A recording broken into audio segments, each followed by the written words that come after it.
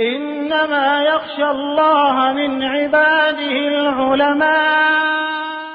جرأت کا نام ہے دیوبند والے، عالی مقام ہے دیوبند والے۔ بسم اللہ الرحمن الرحیم، الحمد للہ رب العالمین، والصلاة والسلام على سید الانبیاء والمرسلین وعلى آلہ وصحبہ ومن تبعهم بإحسان إلى يوم الدین۔ اما بعد، اعوذ باللہ من الشیطان الرجیم، بسم اللہ الرحمن الرحیم۔ ظہر الفساد فی البر والبحر بما کسبت ایدی الناس، صدق اللہ العلی العظیم۔ ہر چیز اپنا ایک اثر رکھتی ہے۔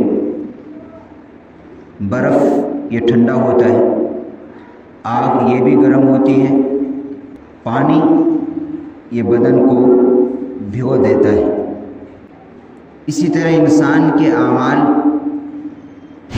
اللہ تبارک و تعالیٰ نے جو اصول بنائے ہیں کہ جو انسان جو کام کرتا ہے، اگر وہ اللہ تبارک و تعالیٰ کے حکم کے مطابق جناب محمد رسول اللہ صلی اللہ علیہ وسلم کے طریقے کے مطابق ہے تو نیک اعمال ہے، اور جو کام اللہ تبارک و تعالیٰ کے حکم کے خلاف ہے، اللہ کے نبی صلی اللہ علیہ وسلم کی سنتوں سے روگردانی کی گئی ہے، وہ گناہ ہے۔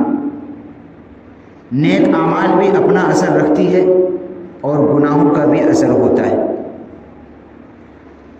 گناہوں پر جو سزائیں ملتی ہے،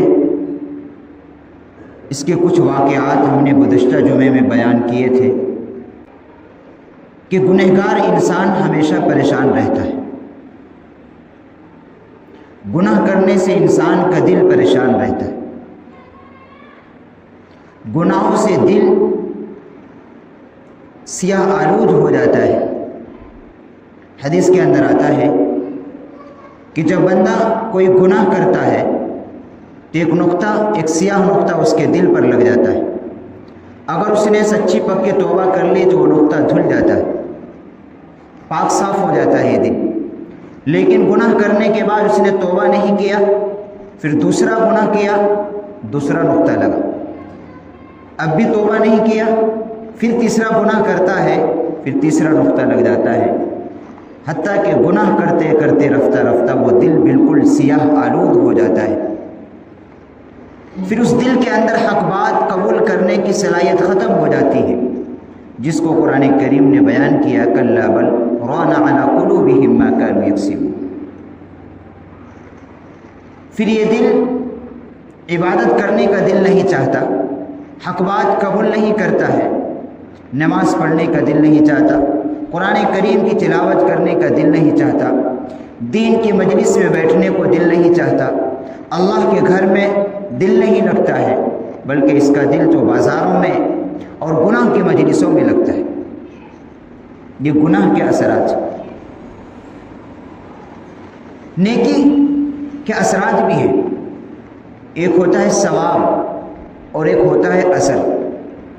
ثواب تو نیکی کا بدلہ تو اصل ہمیں آخرت کے اندر ملے گا، جو جنت کی صورت میں ملے گا، وہ نعمتوں کی صورت میں ملے گا۔ لیکن نیکی کے اثرات دنیا کے اندر بھی ظاہر ہوتے۔ جب انسان اچھے اعمال کرتا رہتا ہے تو سب سے پہلے اس کے اچھے اعمال کا اثر اس کے چہرے پر ظاہر ہوتا ہے۔ نیکی کا اثر سب سے پہلے انسان کے چہرے پر ظاہر ہوتا ہے کہ اس کا چہرہ منور ہو جاتا ہے، نورانیت آ جاتی ہے۔ دوسرا اثر یہ ہوتا ہے کہ اس کا دل منور ہو جاتا ہے۔ جب انسان نیکی کرتا ہے تو اس کا دل بھی منور رہتا ہے، پھر یہ دل گناہوں سے نفرت کرتا ہے، قرآن کریم کی تلاوت میں مزہ آتا ہے، اللہ کی عبادتیں کرنے میں دل لگتا ہے۔ یہ نیکی کے اثرات ہیں جو دنیا میں مل رہے ہیں، اس کا فائدہ اور اس کا بدلہ، اس کا ثواب تو آخرت میں جنت کی صورت میں ملے گا۔ تو ہر عمل اپنا اثر رکھتی ہے، گناہوں کا بھی اثر ہے اور نیک اعمال کا بھی اثر ہے، اور اس کی ہر ایک عمل کی جزا اور سزا یہ متعین ہے۔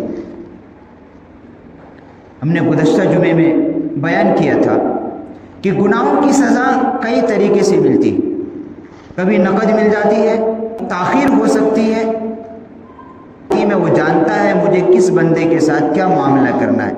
اللہ حکیم بھی ہے، اللہ طبیب بھی ہے، اللہ غفور بھی ہے۔ جو بندے کے لیے مناسب ہوتی ہے وہی دوا تجویز کی جاتی ہے۔ آج تو بہت سے ایسے نیم حکیم خطرے جان کچھ مولوی بھی پیدا ہو گئے، کچھ حکیم بھی پیدا ہو گئے، جو عام طور پر جن کو تجربہ نہیں ہوتا یا جن کے پاس پختہ علم نہیں ہوتا اور جن کو اچھی معلومات نہیں ہوتی، وہ ان پڑھ طریقے سے علاج کرتے ہیں، تو بسا اوقات مریض کو فائدہ ہونے کے بجائے نقصان ہو جاتا ہے۔ ہر ایک دوا ہر ایک کے لیے نہیں تجویز کی جا سکتی۔ چھوٹے کے لیے جس بیماری کے لیے جو دوا مناسب ہے وہ دوا پہنچے گی۔ اس طرح کہ حدیث کے اندر آتا ہے کہ کوئی بیماری ایسی نہیں ہے دنیا کے اندر جس کی دوا اللہ نے نہ اتاری۔ بیماری کو پیدا کرنے والا بھی اللہ ہے اور دوا کا پیدا کرنے والا بھی اللہ۔ ذریعہ انسان بنتا ہے لیکن اس کا پیدا کرنے والا حقیقت میں اللہ۔ تو حدیث کے اندر آتا ہے کہ اگر بیماری کو صحیح دوا مل جاتی ہے تو بیمار ٹھیک ہو جاتا ہے، اور اگر اس کو غلط دوا دے دی گئی تو پھر وہ مرض گھٹنے کے بجائے بڑھتا چلا جائے گا۔ تو ہر انسان کے لیے ایک ہی دوا جیسے صحیح نہیں ہے، ہر ایک بیماری میں ایک ہی دوا استعمال نہیں کیا جا سکتا، اسی طریقے سے ہر انسان کو ایک ہی ہدایت نہیں دی جا سکتی۔ بڑوں کے لیے بڑے کے مطابق ہے، چھوٹوں کے لیے چھوٹے کے مطابق ہے۔ تو میں کہہ رہا تھا کہ گناہ کا بھی اثر ہوتا ہے اور نیک اعمال کا بھی اثر ظاہر ہوتا ہے۔ گناہ کی مثال بزرگوں نے لکھا ہے کہ کینسر کی طرح ہے کہ اگر بدن کے کسی حصے میں کینسر ہو جائے تو اس کا علاج ایک ہی ہے کہ آپریشن کر کے اس حصے کو نکال لیا جائے۔ اگر اسے چھوڑ دیا جائے گا تو دھیرے دھیرے وہ پھیلتا رہے گا، ایک وقت ایسا آئے گا کہ وہی کینسر موت کا سبب بن جائے۔ اگر اس کو وقت پر نکال لیا جاتا تو پھر انسان کی زندگی بچ سکتی تھی۔ تو موت و حیات کا مالک تو اللہ ہے، لیکن موت سبب بن کر آتی ہے، اللہ کا نظام ہے۔ اسی طرح گناہ کی مثال ہے کہ گناہ کا بھی ایک ہی علاج ہے کہ انسان اس کو چھوڑ دے، تبھی وہ گناہ کے اثرات اور نقصان سے بچ سکتا ہے۔ شروع میں گناہ کمزور ہوتا ہے، شروع میں انسان گناہ کا چھوڑنا بھی آسان ہے۔ جس گناہ میں انسان مبتلا ہو، اگر وہ ابھی شروع پکڑا ہے، ابھی عادت لگی ہے تو چھوڑنا آسان ہے، لیکن جب انسان شروع میں نہیں چھوڑتا ہے تو رفتہ رفتہ وہی عادت اتنی پختہ ہو جاتی ہے، اتنی پختہ ہو جاتی ہے کہ وہ پہاڑ سے زیادہ مضبوط ہو جاتی ہے۔ مثال کے طور پر کسی کو بیڑی پینے کی عادت ہے، یا سگریٹ پینے کی عادت ہے، یا کسی کو گل کرنے کی عادت ہے، یا کسی کو بدنگاہی کرنے کی عادت ہے۔ شروع میں اگر چھوڑ دیا تو چھوٹ جاتا ہے، اور جب نہیں چھوٹتا ہے اور جب یہ عادت پکڑ جاتی ہے، اللہ کی پناہ کہ غلیظ مقامات پر بھی انسان ان گناہ میں مبتلا رہتا ہے۔ ایک ہمارا دوست ہے، اسے گول کرنے کی عادت ہے، اسے گول کیے بغیر چین نصیب نہیں ہوتا۔ گل سمجھ رہے ہیں؟ سمجھ رہے نا؟ گل ہوا ہے جس میں نشہ بھی رہتا ہے ذرا۔ بہت سی عورتوں کو بھی عادت ہوتی ہے اور مردوں کو بھی ہوتا ہے۔ جب تک وہ گل نہیں کرتا اسے سکون نصیب نہیں ہوتا۔ اگر وہی اب وہ پریشان یہ ہے کہ مجھے کس طریقے سے عادت سے چھٹکارا ملے، لیکن نہیں نصیب ہوا، اس لیے کہ اس نے کرتے کرتے اس کو رفت پڑ گئی اور اتنی وہ عادت پختہ ہو گئی کہ اگر کسی دن نہیں کرے تو بیمار ہو جاتا ہے۔ اور بعض آدمی کو چائے پینے کی بہت عادت ہوتی ہے، بعض عورتیں بھی ہوتی ہیں چائے کی بہت شدت ہے، اگر چائے کی نہیں پیے تو بیمار ہو جائے، اگر کسی دن اس کو چائے نہیں ملے تو بیمار ہو جاتا ہے۔ یہ عادت کا فرق، اور اگر شروع میں اس کو چھوڑنا چاہتے تو چھوٹ جاتا ہو۔ یہ مثال ہے، گناہ کی مثال شروع میں بہت کمزور ہوتا ہے۔ اگر شروع میں انسان گناہ کو چھوڑ دے تو چھوٹ جاتا ہے، لیکن اگر وہ بار بار اس گناہ کا ارتکاب کر رہا ہے یہاں تک کہ گناہ کرنے کا عادی بن گیا ہے تو اب اس کا چھوڑنا مشکل ہوتا ہے. اسی لیے بزرگوں نے کہا ہے کہ گناہ کا ایک ہی علاج ہے کہ فوراً اسے چھوڑ دیا جائے، انسان سچی پکی توبہ کرے. یا پھر دوسری صورت یہ ہے کہ اگر وہ بری عادت میں لپٹ ہی گیا ہے اور گناہ کرنے کا بالکل مجاز اور عادت بن گئی ہے اور وہ اس گندی زندگی سے پاک ہونا چاہتا ہے، ایک طریقہ یہ ہے کہ وہ نیک لوگوں کی صحبت اختیار کرے، کسی اللہ والے کی مجلس میں جائے، ان سے تعلق قائم کرے. یہ صحبت کا اثر اس سے جو ہے دھیرے دھیرے گناہ کے عادات کو ختم کر دے گی. یا پھر وہ کثرت کے ساتھ اللہ کا ذکر کرے، قرآن کریم کی تلاوت کثرت کے ساتھ کرے، اللہ کا ذکر کثرت کے ساتھ کرے. اس کی وہ برکت، یہ نیک اعمال کی برکت یہ ہوگی کہ دنیا کے اندر گناہوں سے چھٹکارا مل جائے گا اسے. اسی لیے ہمیں زیادہ سے زیادہ نیک اعمال کرنے کی اپنے آپ کو عادت بنانا چاہیے. گناہ گار انسان دنیا کے اندر سکون سے زندگی نہیں گزار سکتا.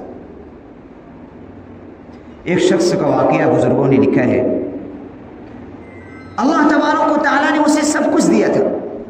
وہ خود کہتا ہے کہ حضرت یہ کیا بات ہے، میں جو چاہتا ہوں کھا لیتا ہوں، جو چاہتا ہوں پہن لیتا ہوں، جتنی مہنگی گاڑی میں چاہوں گھوم لیتا ہوں، صوفہ ہو بلڈنگ ہو میں اس میں آرام کر لیتا ہوں، دنیا کے مشہور سے مشہور 5 اسٹار ہوٹل میں جا کر میں زندگی گزار لیتا ہوں.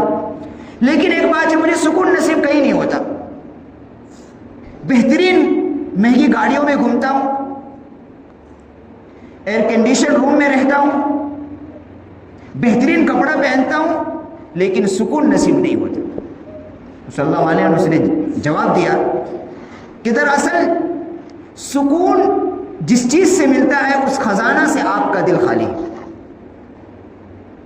سکون اللہ تبارک و تعالیٰ نے کنڈیشن روم کے اندر نہیں رکھا، بہترین شاندار محل کے اندر نہیں رکھا ہے، بہترین اور مہنگی گاڑیوں کے اندر نہیں رکھا ہے، قیمتی لباس کے اندر نہیں رکھا ہے. سکون تو دل کو ملتا ہے اللہ کو یاد کرنے سے. قرآن نے صحیح کہا ہے، الا بذکر اللہ تطمئن القلوب. تو وہ آدمی، ایک مالدار آدمی خود کہہ رہا ہے کہ مجھے دنیا کی ساری عیش و عشرت کی چیزیں میرے پاس موجود ہے، لیکن مجھے نصیب نہیں ہے تو سکون نہیں ہے. کیوں؟ اس لیے کہ اس کی زندگی نیک اعمال سے خالی ہے. اگر دنیا کی نعمتوں پر اللہ نے سکون رکھا ہوتا تو سب سے زیادہ قارون کو ہونا تھا، دنیا کا سب سے بڑا مالدار. اس کو ذلت ملی. اس طرح گناہ سے انسان ہمیشہ ناکام رہتا ہے اور نیکی کرنے سے انسان کامیاب ہوگا. گنہگار انسان کبھی کامیاب نہیں ہو سکتا دنیا کے اندر بھی، اور کبھی وہ اطمینان کے ساتھ زندگی نہیں گزار سکتا، چاہے اس کی سیلری لاکھوں روپے. ایک عورت ایک بزرگ کے پاس آئی، پردے میں گفتگو ہوئی. عورت اپنا واقعہ خود بیان کرتی ہے، کسی وہ شہزادی کی ہوگی بیٹی. مجھے میرا شوہر خوب محبت دیتا ہے اور مجھے اپنے جیب خرچ کے لیے $2000 دیتا ہے، اور بہترین گاڑی میری اپنی پرسنل گاڑی ہے. کچن کا کام کوئی اور کرتا ہے، کپڑے بھی کوئی اور دھوتی ہے، ساری عائش کی چیزیں میرے پاس موجود ہے. میرا شوہر بھی مجھے محبت کرتا ہے، لیکن ایک چیز نصیب نہیں، وہ سکون نہیں. اس سے معلوم ہوتا ہے کہ دنیا کی نعمتوں میں اللہ نے سکون نہیں رکھا. تو اس بزرگ نے اس عورت کو، اس خاتون کو جواب دیا کہ دراصل بات یہ ہے کہ سکون اللہ تبارک و تعالیٰ نے جن نعمتوں کے اندر رکھا ہے، جن اعمال کے اندر رکھا ہے، وہ اعمال آپ کی زندگی کے اندر نہیں. آپ بے پردہ رہتی ہیں، نماز نہیں پڑھتی ہیں، قرآن کی تلاوت نہیں کرتی ہیں، اللہ کا ذکر نہیں کرتی ہیں، تو آپ کو ان ایئر کنڈیشن روم کے اندر رہتے ہوئے اور بہترین محلات رہتے ہوئے آپ کو سکون نصیب نہیں ہو سکتا. جب تک آپ گناہوں سے سچی پکی توبہ نہیں کرے گی اور پاک صاف زندگی نہیں گزارے گی، اس وقت تک آپ کو سکون نصیب نہیں ہوگا. پھر وہی عورت توبہ کرتی ہے، جا کر پاک صاف زندگی گزارتی ہے اور پھر 2 مہینے کے بعد وہ رپورٹ پیش کرتی ہے اب میرا حال یہ ہے کہ جہاں مجھے 2000 روپے ڈالر ملتے تھے اور اس میں میرا خرچ پورا نہیں ہوتا ہے، اب حالت میری یہ ہو گئی کہ مجھے 500 روپے ڈالر میں میری ضرورتیں پوری ہو جاتی ہیں اور جو باقی بچتا ہے وہ میں غریبوں کو دے دیتا ہوں، غریبوں پر تقسیم کر دیتا ہوں، اور وہ مجھے اب اتنا سکون نصیب ہوتا ہے کہ میں اس کا بیان اپنے الفاظوں میں بیان نہیں کر سکتی۔ صرف اپنی زندگی کو چینج کر لیا۔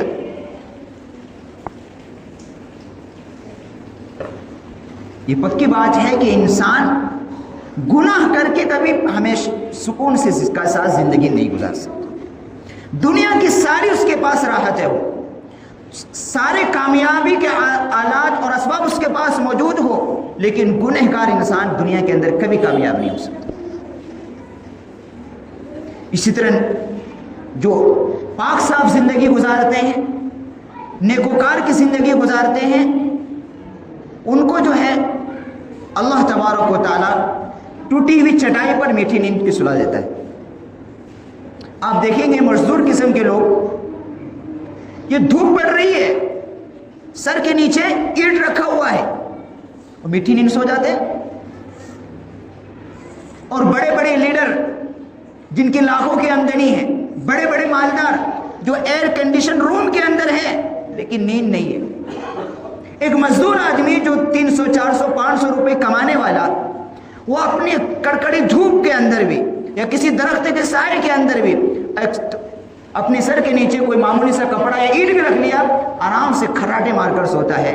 اور ایک گنہگار آدمی، ایک شریر قسم کا آدمی، دنیا کے پاس دنیا کی ساری دولت اس کے پاس ہے، ایئر کنڈیشن روم کے اندر ہے، بہترین فریج ہے اس کے اندر، بہترین سارے آلائی کھانے کے سامان کے سے لے کر سب چیز ہے اس کے پاس، لیکن سکون نہیں۔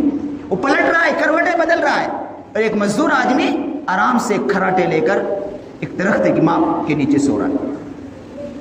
اس سے معلوم ہوتا ہے کہ اللہ تبارک و تعالیٰ نے سکون اور راحت اللہ کی یاد میں رکھا ہے۔ اسی لیے کہتے ہیں دنیا کے پیچھے، دنیا کی آشائش حاصل کرنے کے پیچھے مت پڑو، بلکہ انسان کو نیک بننے کی محنت کرنی چاہیے۔ اگر ہم نیک بن گئے اور ہماری زندگی کے اندر اللہ کے رسول کے احکامات آ گئے تو دنیا کے اندر بھی کامیاب ہو جائیں گے، اور اتنا بادشاہوں کی زندگی گزاریں گے جو بڑے بڑے لیڈر اور بڑے بڑے مالداروں کو نصیب نہیں ہوگی۔ وہ لوگ نیند کی گولیاں کھا کر سوتے، انجیکشن لگا کر سوتے ہیں، پھر بھی پریشان رہتے ہیں۔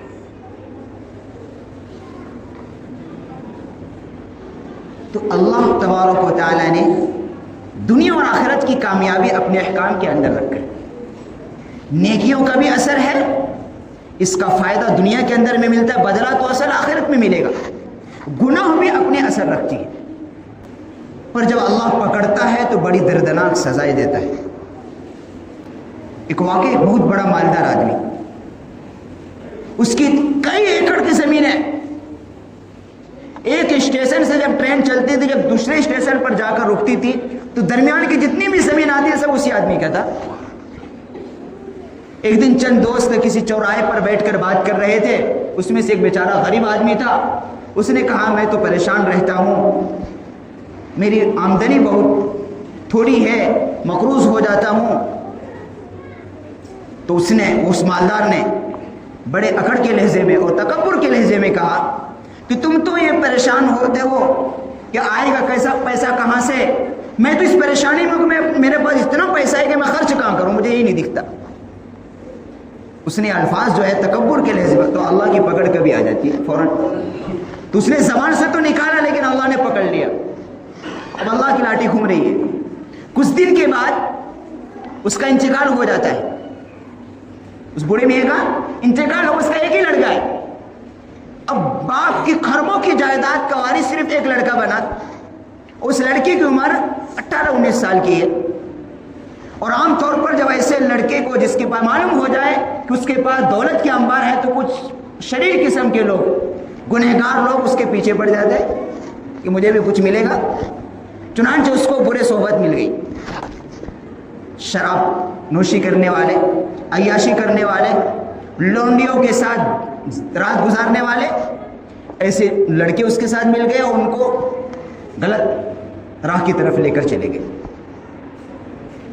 وہ یہی کرنے لگا کہ رات میں پیتا تھا، ماڈل کے ساتھ زندگی گزارتا تھا، اس لیے اس کے پاس دولت تھی. ایک وقت ایسا آیا کہ اس نے دنیا کے اکثر ممالک کے کلبوں میں جا کر، کلب جو ہوتے رات میں جو عیاشی کرنے کے جو اڈے بنے ہوئے ہیں شہروں کے اندر، اس میں جاتا، رات بھر عیاشی کرتا اور اس میں پوری دولت لٹا دی. اس نے جتنے بینک بیلنس باپ نے چھوڑ کے گئے تھا سب ختم ہو گیا. اب صرف اس کی زمین بچی ہے.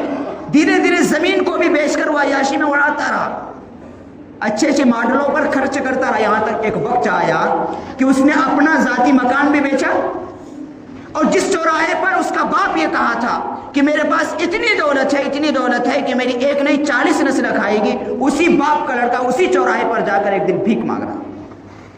اسی باپ کا لڑکا جس چوراہے پر اس کے باپ نے یہ کہا تھا کہ میں تو کیا میری 40 نسلیں کھائیں گی، لیکن جب اللہ کی پکڑ آتی ہے تو پھر وہ حکیم ہے، وہ جانتا ہے مجھے کیسے لگا. اسی باپ کا لڑکا اسی چوراہے پر جس کے تکبر کے لہجے میں اس کا باپ بولا تھا، اس کے بیٹے کو اس چوراہے پر بھکاری کی طرح لا کر کھڑا کر دیا. تو گناہوں کی سزا ملتی ہے. کبھی انسان کو دولت پر، عزت پر فخر نہیں کرنا چاہیے. اور انسان کے پاس اگر دولت ہے، پیسے ہیں، تو اس کو صحیح طریقے سے استعمال کرنا چاہیے. کل قیامت میں پوچھا جائے گا کہ مال کیسے کمایا اور کہاں خرچ کیا. مال کے بارے میں 2 سوال ہے، کیسے کمایا، حلال طریقے سے کمایا ہے یا گناہ کے طریقے سے کمایا ہے، اور پھر کمانے کے بعد اس کو خرچ کہاں کیا ہے، گناہوں پر کیا ہے، فضول کاموں پر کیا ہے، عیاشیوں پر کیا ہے، یا پھر اللہ کے راستے میں کیا. اس کا بھی حساب ہے. اس لیے اگر اللہ نے کسی کو مال و دولت دیا ہے تو اس کو انسان اللہ کی نعمت سمجھے اور اس کو صحیح طریقے سے استعمال کرے. اس پر جو حقوق اللہ نے دیے، بیان کیے، اس حقوق کو ادا کرے. تو میں یہ کہہ رہا تھا کہ نیکی کا اثر بھی ہے، کہ اچھے اعمال کا بھی اثر ہوتا ہے اور گناہوں کا بھی اثر ہوتا ہے. گنہگار انسان پریشان رہتا ہے. گنہگار انسان دنیا کے اندر دنیا کی ساری دولت رہتے ہوئے پریشان ہوگا. اس آدمی کو سچی عزت مل ہی نہیں سکتی. یہ جو آج بڑے بڑے لیڈر اور جن کو پیسوں کی بنیاد پر یہ عزتیں ملی ہے، بہت سے مسلمان اس میں دھوکہ گئے. یہ سچی عزت نہیں، یہ پیسوں کی عزت ہے، یہ عہدے کی عزت ہے. کوئی منسٹر آ جائے، آدمی اس کے پیچھے گھومنے لگتا ہے. وہ بھی ایک عزت ہے لیکن وہ جھوٹی ہے. اللہ کی اس کی کوئی وقت نہیں ہے. ایک نیک نامی پر عزت ملتی ہے جو سچی ملتی ہے. اس کے پاس کیا بھی نہیں ہے، کوئی بینک بیلنس ہی نہیں ہے، ایک جھوپڑی میں معمولی سے گھر میں رہتا ہے، لیکن نیک ہے، تقویٰ ہے، اعمال صالحہ ہے، تو اس کی محبت نیک لوگوں کے دلوں کے اندر رہتی ہے. کسی گنہگار کی محبت نیک لوگوں کے دلوں کے اندر نہیں ہو سکتی. تو گنہگار آدمی ہمیشہ پریشان رہے گا. نیک آدمی ہمیشہ سکون کی زندگی گزارتا ہے. اور نیکی کا اثر سب سے پہلے اس کے چہرے پر ظاہر ہوتا ہے. اس کا چہرہ منور ہو جاتا ہے، دل نورانیت سے بھر جاتا ہے. تو ہمارے لیے ایک ہی راستہ ہے کہ ہم جس گناہ میں مبتلا ہے اس سے توبہ کریں اور پاک صاف زندگی گزارے. گناہ کسے کہتے ہیں؟ اللہ تبارک و تعالیٰ کی مرضی کے خلاف کام کرنے کو گناہ کہتے ہیں. پچھلے جمعے میں اس پر بڑی تفصیل سے بات ہوئی کہ گناہ کے کتنے خطرناک اثرات ہیں اس کے. اور ہر انسان گنہگار ہے. کوئی یہ نہیں کہہ سکتا میں گنہگار نہ ہوں، خود دھوکے میں. ہم نے کتنی نمازیں چھوڑی ہے، ہم نے کتنوں کو کتنی گالیاں دیتے، روزانہ گالیاں دیتے ہیں. ان نگاہوں نے کتنی بدنگاہیں کری ہیں. ہمیں مہینوں ہو جاتا قرآن کریم کی تلاوت نہیں کرتے، اللہ کا ذکر ہم نہیں کرتے. تو دنیا کے اندر کیسے سکون نصیب ہو سکتا ہے؟ آج جو ہر گھر کا شکوہ ہے کہ بیٹا باپ کا نہیں سن رہا، میاں بیوی میں نہیں ملتی، باپ بیٹے میں نہیں بنتا، بھائی بھائی میں نہیں بنتا، یہ سب گناہ کے اثرات ہیں. ایک بہت بڑے اللہ والے حضرت فضیل بن عیاض رحمۃ اللہ علیہ، بہت مشہور بزرگ، وہ فرماتے ہیں ہم نے ہر گناہ کا اثر دیکھا کہ جب بھی ہم نے کوئی گناہ کیے، کوئی اللہ کی نافرمانی ہم سے سرزد ہوئی، کبھی اس کا اثر ہم نے اپنی بیوی میں دیکھا، کبھی اس کا اثر اپنی اولاد میں دیکھا، کبھی اس کا اثر ہم نے اپنے دوستوں میں دیکھا، کبھی اس کا اثر ہم نے اپنے بھائیوں میں دیکھا، کبھی اس کا اثر ہم نے اپنے جانوروں میں تک میں دیکھا.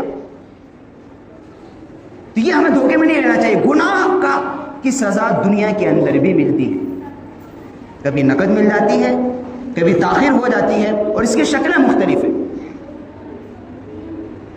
اس لیے دنیا کے اندر بھی اگر ہم چھوٹے عذاب سے بھی بچنا چاہتے ہیں تو ایک ہی راستہ ہے ہمارے پاس کہ ہم گناہوں سے سچی پکی توبہ کریں اور اللہ تبارک و تعالیٰ سے اپنا معاملہ ٹھیک کریں. اگر ہمارا معاملہ اللہ سے ٹھیک ہو جائے گا، دنیا کی کوئی طاقت ہمارا کیا بھی نہیں بگاڑ سکتی. کوئی ہمیں ذلیل کرنا چاہے تو نہیں کر سکتا. اس لیے کہ نیکی کرنے سے سچی عزت ملتی، اور نیک آدمی وہ ہمیشہ کامیاب ہوتا ہے، ہمیشہ کامیاب ہوتا ہے. اس لیے ہمیں اس بات کی کوشش کرنی چاہیے کہ ہمیں نیک بننا ہے، اللہ تبارک و تعالیٰ کی نگاہ میں ہمارا کوئی مقام ہو، اس کی محنتیں کرنی چاہیے. گناہوں کے راستے پہ چل کر غفلت بھری زندگی گزار کر ہم نہ دنیا کے اندر کامیاب ہو سکتے ہیں نہ آخرت میں کامیاب ہو.